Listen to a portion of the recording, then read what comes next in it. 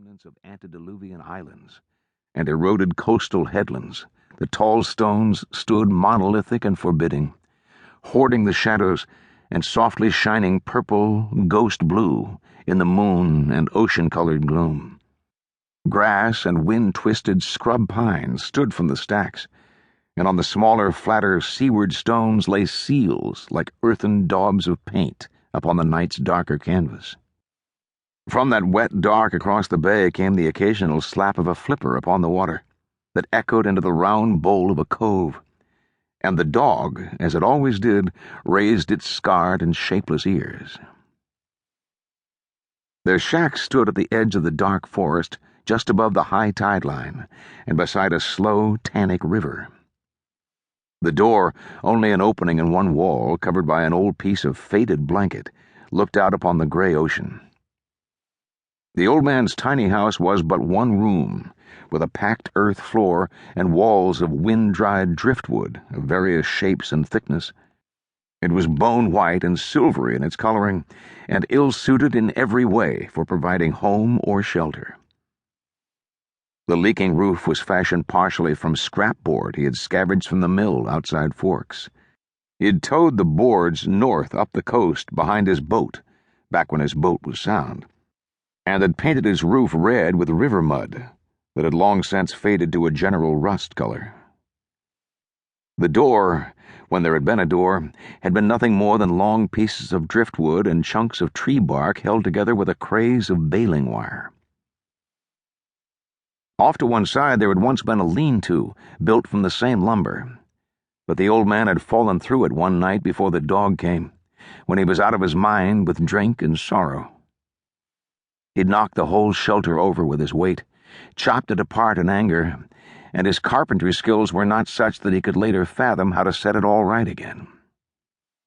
The salvaged wood now lay pieced together tile-wise on the riverbank, serving as a sort of dock for the old man to clean fish upon and stand free of mud when he washed.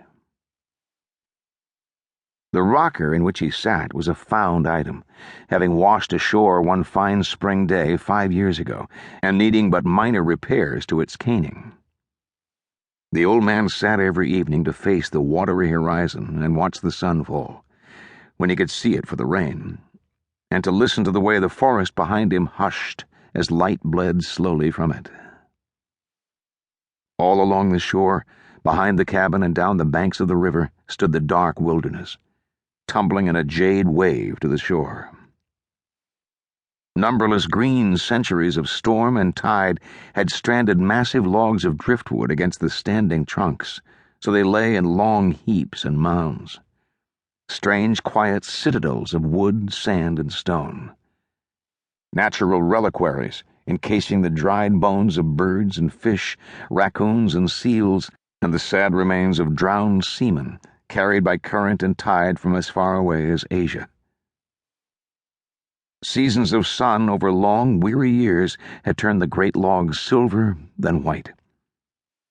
The endless ranks of wood provided the old man's home with a natural windbreak in storm seasons, and he spent many nights awake listening to the mournful sound of the wind at play in the tangle. A fire burned from the little stone-lined pit before the cabin the night before he left. Yellow flames danced up into the dark, and the burning wood shivered and popped upon bright embers that shone like tiny, pulsing hearts lit bright. As he sat rocking and watching the flames at their work, the old man didn't yet know that he was going, and yet, hunched before his fire, he could feel something within him shift. Beside him, the dog sensed his despair, and knew what the old man didn't, and knew that he would soon try a thing and fail at it, and that they would soon be traveling. The dog also knew they wouldn't return. It knew these things the same way a dog knows well the heart of the man it loves and understands it in better ways than the man could ever hope. The old man patted the dog's head absently, and the dog looked up at him a moment before settling its chin upon its forepaws and closing its eyes. The old man sat and rocked and tried not to remember his younger days, when he was a married man and soldiering was the furthest thing from his mind. He tried hard not to see his wife, his infant daughter. After a while, the breath that escaped his bearded lips was hot, and he covered his eyes with his right palm and left it there until it was over. Far to the west, where the night was fast upon the ocean's rim, the clouds had blown back, and the old man could see stars where they dazzled the water. He breathed